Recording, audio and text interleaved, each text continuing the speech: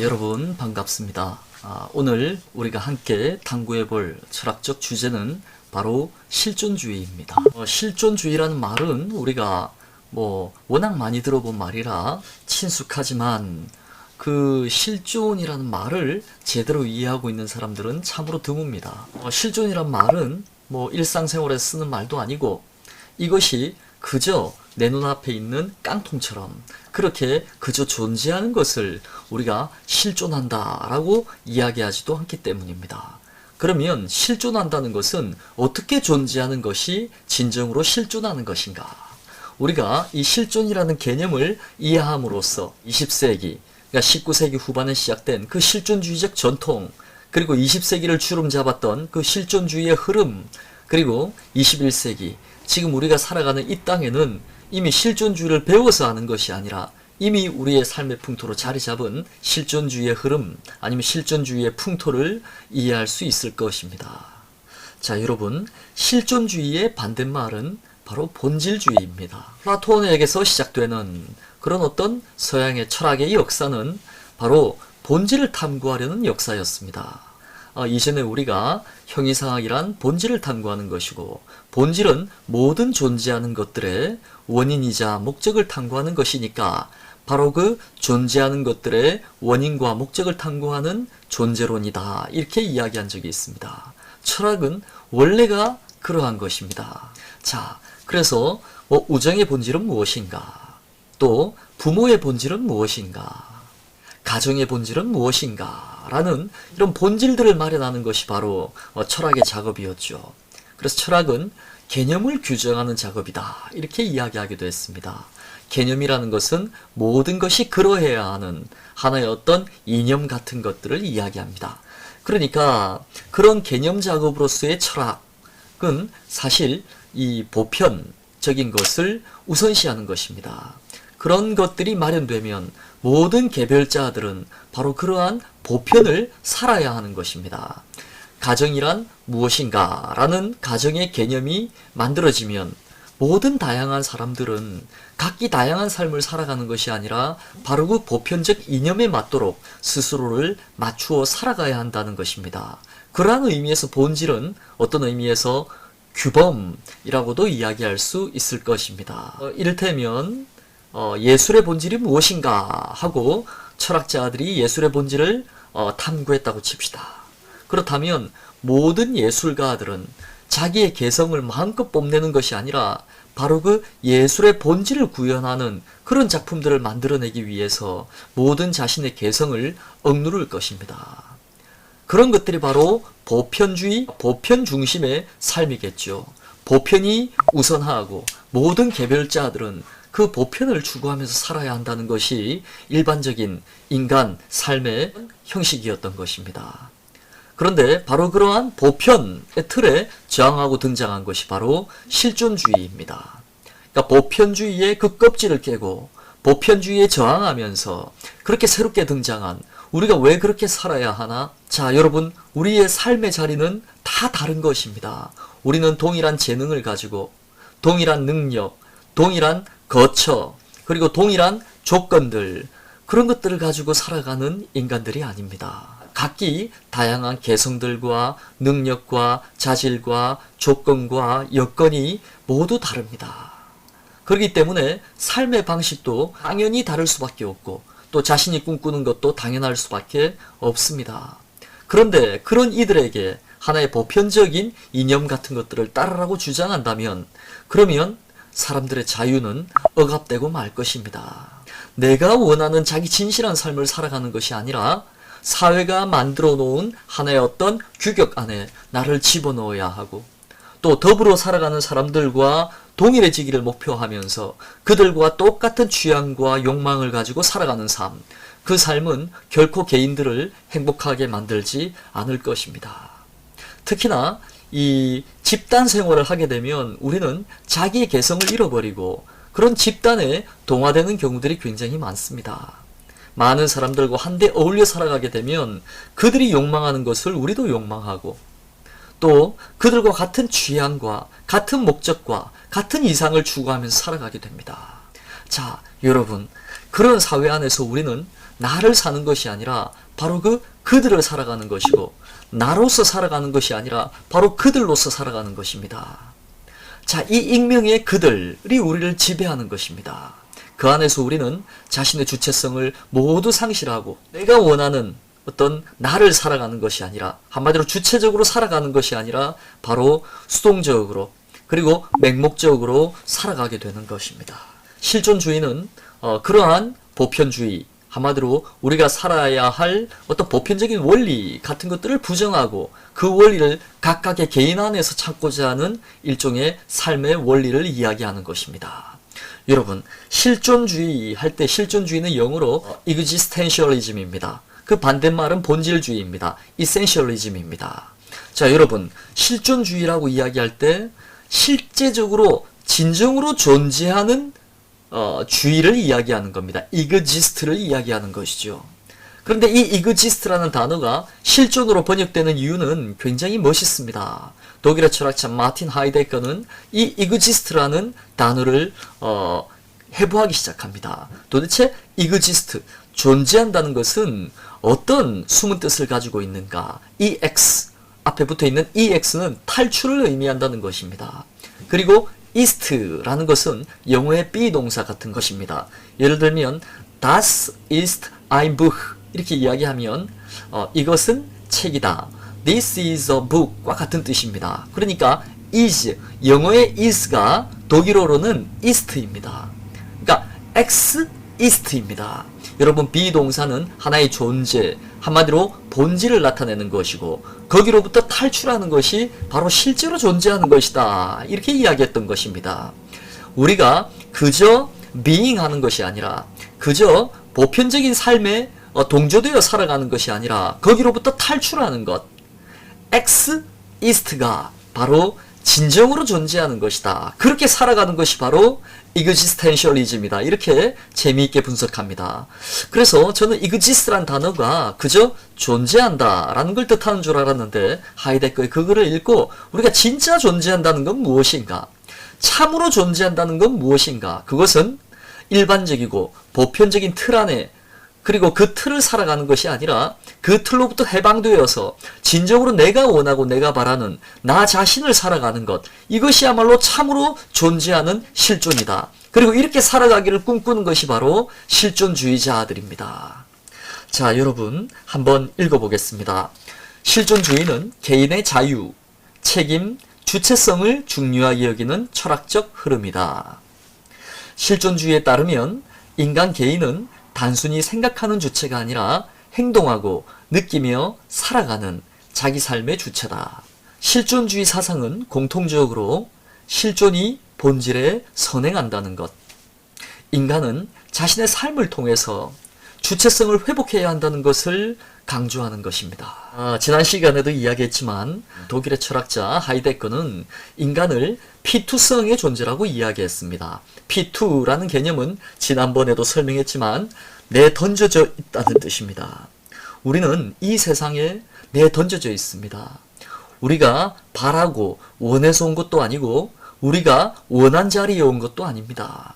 우리는 각자가 서로 다른 삶의 자리에 내동댕이 쳐져 있습니다. 어떻게 본다면 우리는 운명지어져 있는 존재들입니다. 그래서 부자유할 수도 있습니다.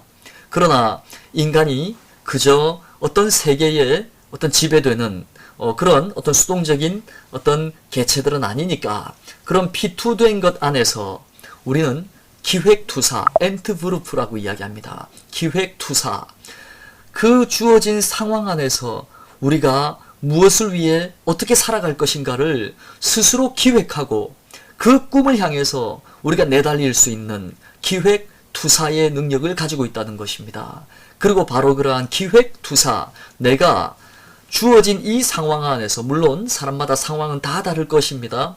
그 상황 안에서 자기가 추구할 수 있는 최선과 그리고 자기가 추구하고 싶은 그런 어떤 꿈들을 자유롭게 추구할 수 있는 존재라는 의미에서 기획투사, 그것을 우리 기투라고 부르기도 합니다. 그래서 P2와 기투가 바로 이 실존의 어떤 한계와 그리고 그 한계 안에서의 자유, 한계 안에서의 어떤 자유를 표현하는 단어이겠죠. 그래서 인간에게 자유라는 것은 그저 우리가 어떤 세상에서 태어나고 싶다든가 어떤 재능과 지능을 가지고 태어나고 싶다든가 이것은 우리가 스스로 결정할 수 없지만 그 난자리에서 실존적인 한계 안에서 우리가 어떻게 살아갈 것인가는 스스로 얼마든지 자유롭게 결단하고 또 그렇게 살아갈 수 있다는 것이 바로 실존주의자들이 말하는 자유입니다.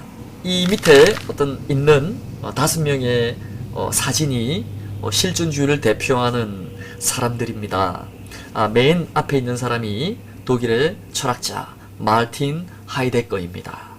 두 번째 있는 이 사람은 여러분 잘 아시는 이방인 내지 시지프 신화를 썼던 프랑스의 문학가 알베르 까뮈입니다.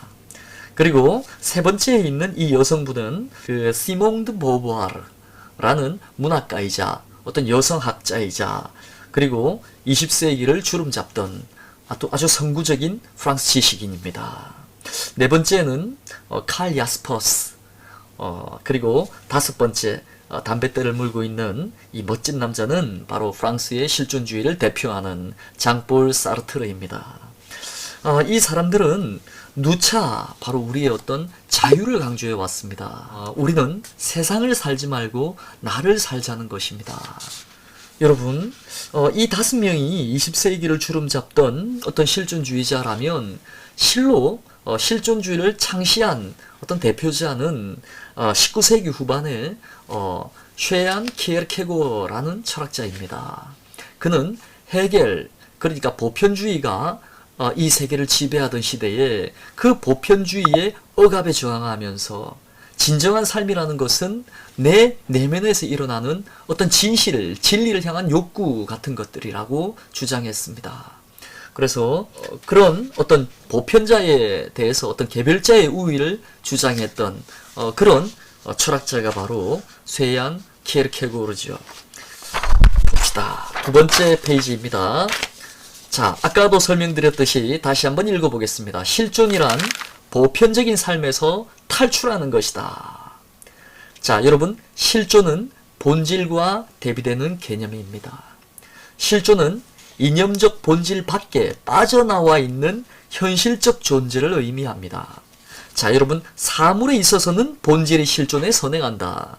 하지만 인간에게 있어서는 실존이 본질에 선행한다. 인간은 자신의 삶을 스스로 결정하는 자유로운 존재다. 한마디로 나는 어떻게 살아야 한다라는 것. 이미 나의 존재에 앞서서 내가 이미 어떻게 살아야 한다는 본질이 미리 존재하는 것이 아니라 내 먼저 실존이 먼저 있고 그리고 본질은 내 스스로 만들어 나간다는 것입니다.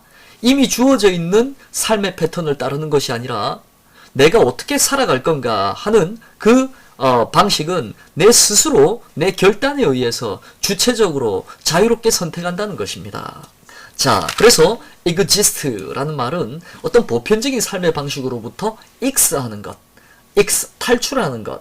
그런 의미에서 우리는 실존의 다른 말은 탈존이라고도 번역을 합니다. 실존은 곧 탈존입니다.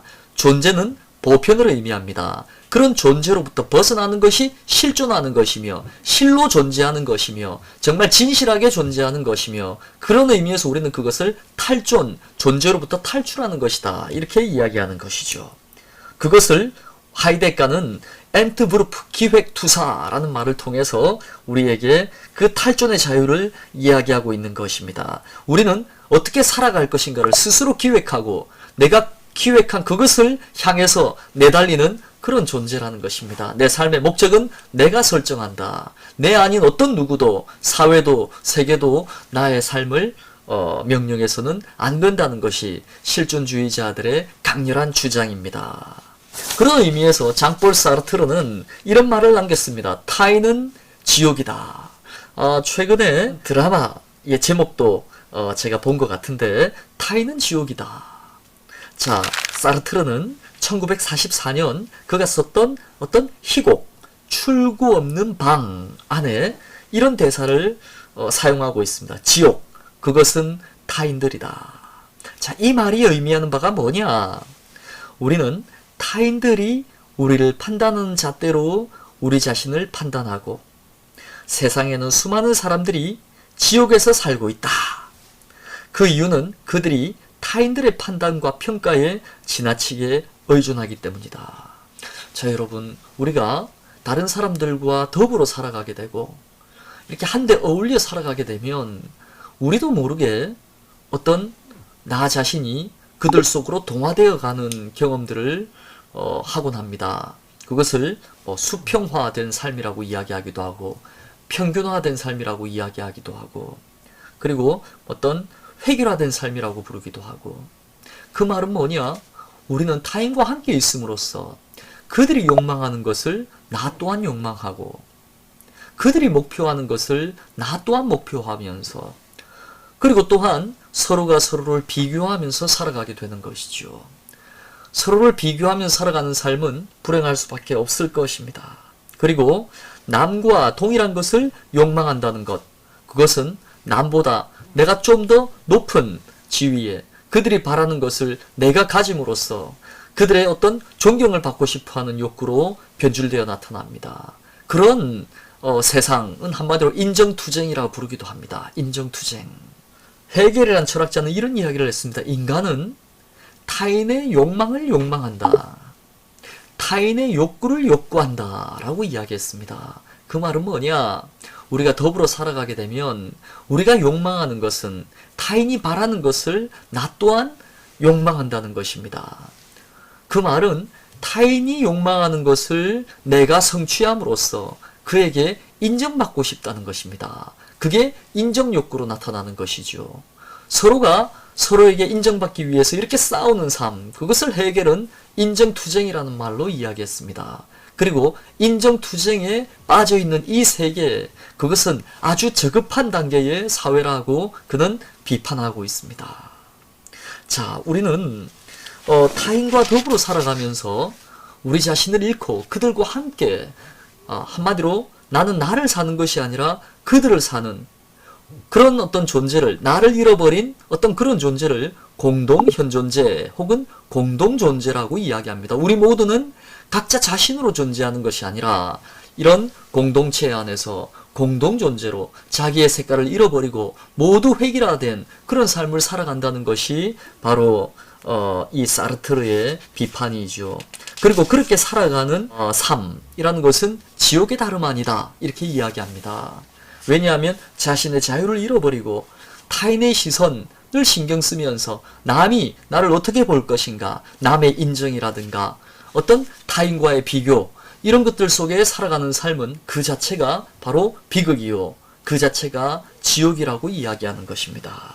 다음으로 실존의 본질은 자유다. 그래서 그런 자유가 없는 삶은 미생이다. 이렇게 이야기할 수 있습니다. 여러분, 미생이라는 말은 unperfect life라는 겁니다.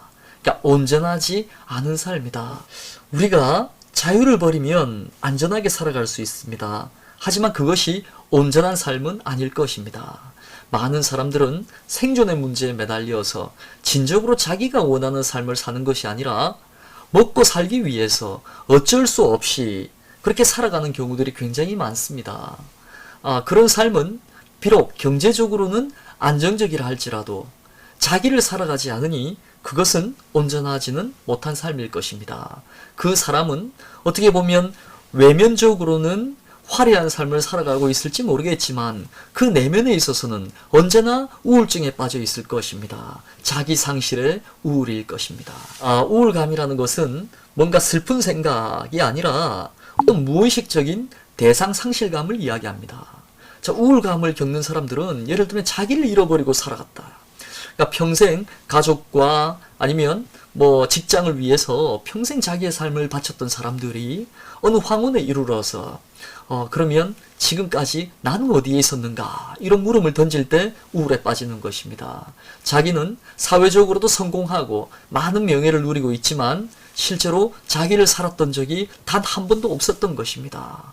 그런 것을 우리는 우울한 어떤 행복이라고도 이야기할 수 있을 겁니다. 자, 우리가 물질적으로는 충만한 삶을 산다 하더라도 마음 한켠에 이 공허함을 가지고 살아가는 사람들이 굉장히 많습니다. 그 공허함, 바로 그것은 나를 살아가지 못한 바로 그 자기 상실의 어떤 고통 같은 것들입니다. 자, 여러분, 미생은 바로 그런 허무한 삶입니다. 실존의 본질은 바로 자유입니다. 우리가 말하는 인간의 자유라는 것은 바로 진정으로 자기가 바라고 원하는 삶을 선택하고 추구하는 자유입니다. 그런데 따지고 보면 우리가 그렇게 산 것 같지는 않습니다. 자, 여러분, 이런 우리가 자신을 사는 것이 아니라 우리 사회가 원하고 바라는 어떤 보편적인 인재가 되기 위해서 우리는 살아왔습니다. 이런 삶은 실존적인 삶이다, 실존주의다, 이렇게 부를 수는 없을 겁니다. 자, 이런 삶은 노예화된 삶이죠. 이것이야말로 어떤 보편적인 삶의 방식에 머물러 있는 그런 아주 타율적인 삶입니다. 여기에는 자유가 없습니다. 자, 우리는 그런 인재가 되기 위해서, 그런 인간이 되기 위해서 지금까지 살아왔던 것은 아닐까요? 지금 우리가 우리의 삶을, 우리가 어떻게 살아왔는가를 성찰하면서 앞으로 어떻게 살아갈 것인가를 결단해야 하는, 이것이 바로 실존주의자들이 우리에게 이야기하는 것입니다. 너는 내가 살아가는 방식을 한번 성찰해 보아라. 즉자적으로 그냥 앞만 보고 살아가는 것이 아니라 대자 존재가 되어라. 한마디로 자신을 향해서 한번 서보아라. 대자는 for itself입니다. 자기 자신을 향해 있는 것을 대자 존재라고 이야기합니다. 그것은 그냥 네가 사는 것을 한번 대면해 보아라. 네가 어떻게 살고 있는지, 그것을 반성해 보아라, 이런 뜻이죠. 그래서 실존주의는 대자 존재로 살아가는 것이다. 사르트르는 이런 이야기도 했습니다. 한마디로 그것을 보고, 그리고 거기로부터 그것이 진정한 주체적인 삶인가를 반성하고 다시 그러한 주체성을 회복하는 삶을 살기를 가르치는 것이 바로 실존주의인 것이죠. 자, 그러한 의미의 실존주의는 온전한 삶을 위한 결단을 강조하는 철학이다. 온전한 삶이란 자유가 상실되지 않은 삶, 내 삶의 어떤 의지를 스스로 결정하는 삶, 그리고 어떤 누구도 나의 어떤 삶에 개입하지 못하고 오로지 내 내면에 나의 간절한 욕망과 바람과 양심에 따라 내 삶의 방향을 선택할 수 있는 그 자유를 포기하지 않는 삶이라고 이야기합니다. 그래서 하이데거는 이런 이야기를 합니다. 산에는 길이 없다. 당신이 가는 곳이 길이다. 자, 여러분, 산에 오르는 길이 미리 정해져 있지는 않겠죠. 길이라는 것, 그건 누가 갔으니까 길이 된 것입니다. 그리고 누가 먼저 선구적으로 그 길을 갔고 많은 사람들이 그 길을 따라가니까 길이 된 것입니다. 여기서 길은 하나의 보편적인 삶의 방식 같은 것들을 이야기하는 것입니다. 하지만 애초에 산에는 길이 없다. 그러니 네가 가는 곳이 바로 길이다. 한마디로 정해진 길을 따라 살아가는 삶이 아니라 바로 자기가 원하는 길을 스스로 개척해 나가는 사람, 그것이 진정한 실존주의자이며 진정한 자유인이라고 이야기하는 셈입니다.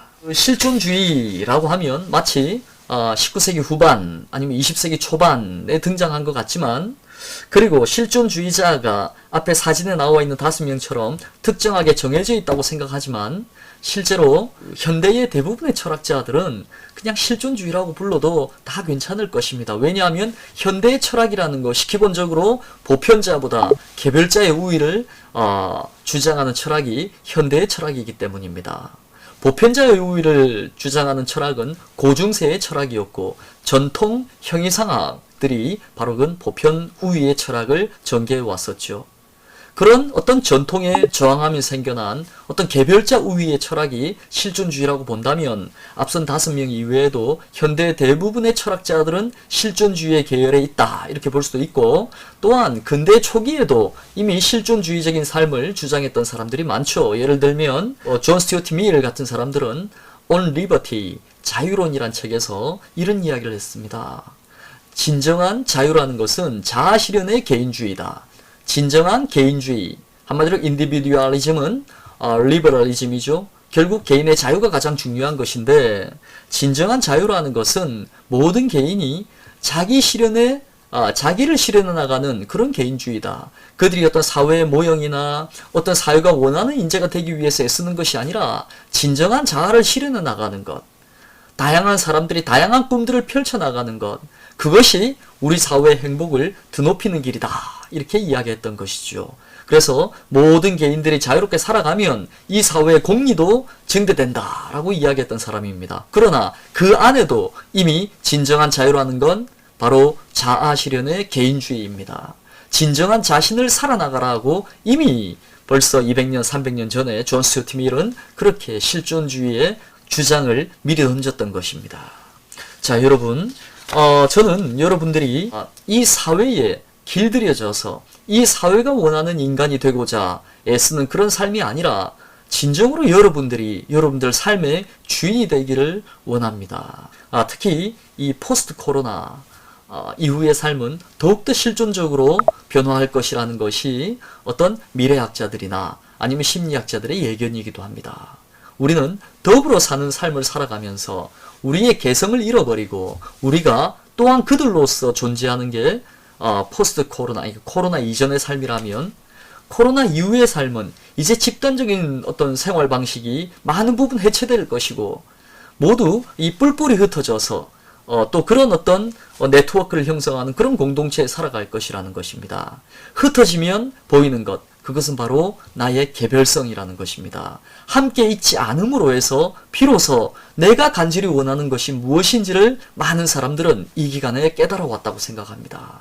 그리고 이 포스트 코로나 이후의 삶은 더욱더 자기를 실현하는 삶으로 그리고 진정 자기가 무엇을 원하는가 하는 것을 깨우쳐가는 삶으로 변할 거라고 합니다. 그런 의미에서라면 이런 실존주의가 이론에만 머무는 것이 아니라 우리의 삶으로 자리 잡는 하나의 획기적인 계기가 되지 않았나 그런 생각을 해봅니다. 그런 의미에서 저는 우리가 앞서 다루었던 그 로마의 어떤 스토아주의 철학자 세네카가 쓴 글의 한 부분을 읽어보겠습니다. 자신의 진정한 삶을 결단하라 라는 저의 어떤 주장과 더불어 그의 이야기를 들어보겠습니다.